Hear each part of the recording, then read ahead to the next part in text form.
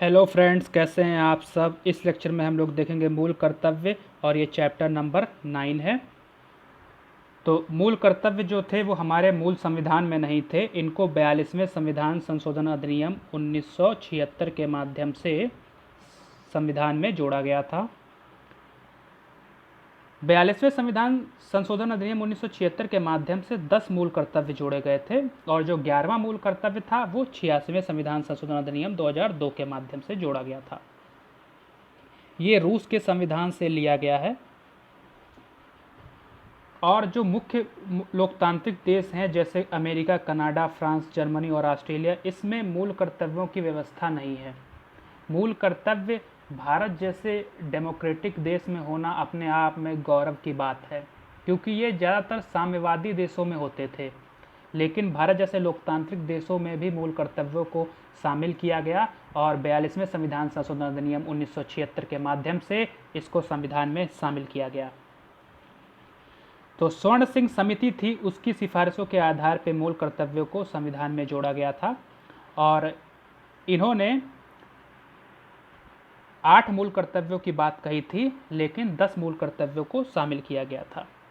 और 42वें संविधान संशोधन अधिनियम के माध्यम से संविधान में एक नया भाग जोड़ा गया, भाग 4A। भाग 4A 42वें संविधान संशोधन अधिनियम 1976 के माध्यम से जोड़ा गया और उसके अंतर्गत अनुच्छेद 51A जोड़ा गया, जो कि मूल कर्तव्यों से संबंधित है। तो अगर आपसे क्वेश्चन पूछा जाए कि मूल कर्तव्य भारतीय संविधान के किस अनुच्छेद में हैं, तो इसका आंसर होगा अनुच्छेद 51A। और किस भाग में है, तो भाग 4A। और किस संविधान संशोधन अधिनियम के माध्यम से जोड़ा गया, तो 42वें संविधान संशोधन अधिनियम 1976 के माध्यम से इसे जोड़ा गया। अब देखते हैं मूल कर्तव्यों की विशेषताएं। तो कुछ जो होते हैं मूल कर्तव्य वो नैतिक होते हैं और कुछ नागरिक होते हैं। जैसे स्वतंत्रता संग्राम के उच्च आदर्शों का सम्मान करना, ये नैतिक एक दायित्व है। वहीं अगर आप देखें तो राष्ट्रीय ध्वज एवं राष्ट्रगान का आदर करना, ये आ जाता है एक नागरिक दायित्व। दूसरी विशेषता अगर मूल कर्तव्य की देखें तो इसके अंतर्गत कहा जाता है कि जो मूल कर्तव्य हैं वो भारतीय जीवन पद्धति के आंतरिक कर्तव्यों का वर्गीकरण है। अगर तीसरा इसकी विशेषता देखें तो ये सिर्फ नागरिकों के लिए हैं, ये विदेशियों पर लागू नहीं होते हैं, ये सिर्फ नागरिकों पर लागू होते हैं। ये सिर्फ नागरिकों के लिए हैं, जो सिटीजन हैं इंडिया के, उन्हीं के लिए हैं मूल कर्तव्य। और ये नीति निर्देशक तत्वों की तरह ही गैर न्यायोचित हैं, अर्थात इनका उल्लंघन होने पर आप सुप्रीम कोर्ट नहीं जा सकते हैं, न्यायालय नहीं जा सकते हैं। अन्य विशेषताओं में देखें तो ये नागरिकों के लिए प्रेरणा स्रोत हैं, अर्थात ये प्रेरणा का कार्य करते हैं नागरिकों के लिए। इसकी एक और बात यह है कि अदालत इनका उपयोग विधि की संवैधानिकता की जांच करने, उसके परीक्षण करने के लिए भी करता है। अर्थात नीति निर्देशक तत्वों की तरह ही मूल कर्तव्य भी अदालत के द्वारा विधि की संवैधानिकता के प्रश्न को सुलझाने के लिए यूज किए जाते हैं। ये विधि द्वारा लागू किए जा सकते हैं और अगर संसद किसी मूल कर्तव्य को विधि के माध्यम से लागू करती है और अगर उसको आप पूर्ण नहीं कर पाते हैं या उसमें असफल हो, आपको अर्थदंड दिया जा सकता है या आपको सजा प्राप्त हो सकती है। तो ये थे मूल कर्तव्यों के बारे में मुख्य बातें। अब देखते हैं मूल कर्तव्य।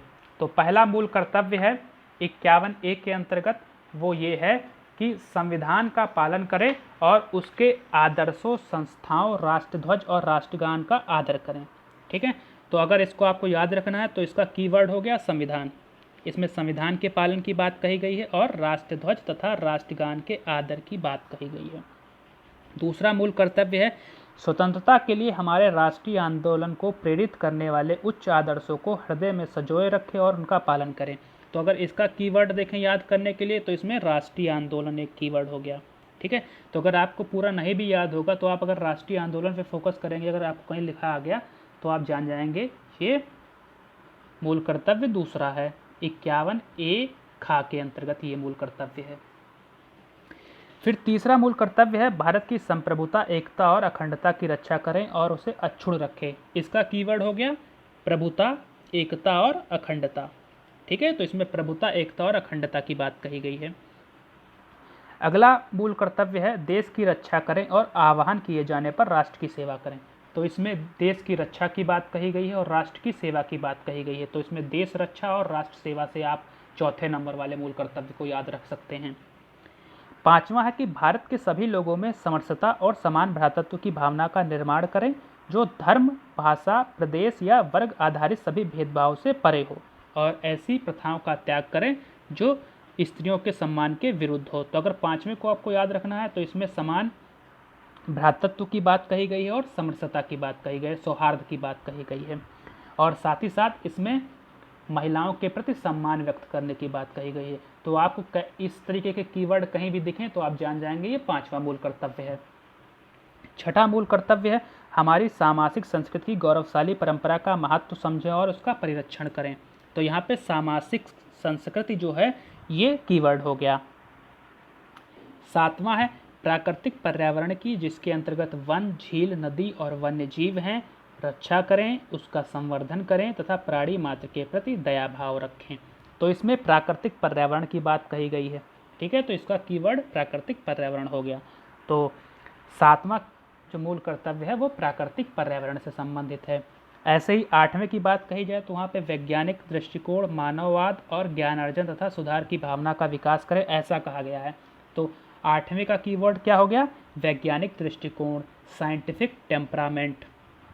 फिर नवा जो मूल कर्तव्य है वो है सार्वजनिक संपत्ति को सुरक्षित रखें और हिंसा से दूर रहें। तो नौवें का कीवर्ड हो गया सार्वजनिक संपत्ति। तो जहाँ भी सार्वजनिक संपत्ति की रक्षा की बात आएगी वो हम जान लेंगे कि ये मूल कर्तव्य नंबर 9 है। 10वां है व्यक्तिगत और सामूहिक गतिविधियों के सभी क्षेत्रों में उत्कर्ष की ओर बढ़ने का सतत प्रयास करें, जिससे राष्ट्र निरंतर बढ़ते हुए प्रयत्न और उपलब्धि की नई ऊंचाइयों को छू ले। तो जहाँ पे व्यक्तिगत और सामूहिक गतिविधि की बात आएगी वो मूल कर्तव्य हमारा नंबर 10 हो जाएगा। तो इन 10 को जोड़ा गया था 42वें संविधान संशोधन अधिनियम 1976 के माध्यम से। 11वां है कि 6 से 14 वर्ष तक की उम्र के बच्चों को शिक्षा के अवसर उपलब्ध कराना। तो इसमें कहा गया कि कोई भी माता पिता या संरक्षक है तो अपने प्रतिपाल जो 6 से 14 वर्ष के हैं उनको शिक्षा के अवसर प्रदान करें। तो इस मूल कर्तव्य को जोड़ा गया था 11वें मूल कर्तव्य के रूप में 86वें संविधान संशोधन अधिनियम 2002 के माध्यम से, और इसके अंतर्गत एक नया अनुच्छेद जोड़ा गया 51A के अंतर्गत 51A के। तो 51A के 86वें संविधान संशोधन अधिनियम 2002 के माध्यम से जोड़ा गया। तो ये थी मूल कर्तव्यों की सूची, और इसमें मैंने आपको बताया कि फोकस करना है आपको कीवर्ड पे। कीवर्ड पे फोकस करके आप मूल कर्तव्यों की जो लिस्ट है उसको अच्छे से याद कर सकते हैं। तो इसी तरीके से याद कीजिएगा और कीवर्ड के रूप में आप इन मूल कर्तव्यों को लिख लीजिएगा। तो इस लेक्चर में इतना ही था। ये छोटा लेक्चर था लेकिन इम्पॉर्टेंट लेक्चर है, इसमें से एक क्वेश्चन आपके सामने आ सकता है, तो इसको याद कर लीजिएगा अच्छे से। धन्यवाद।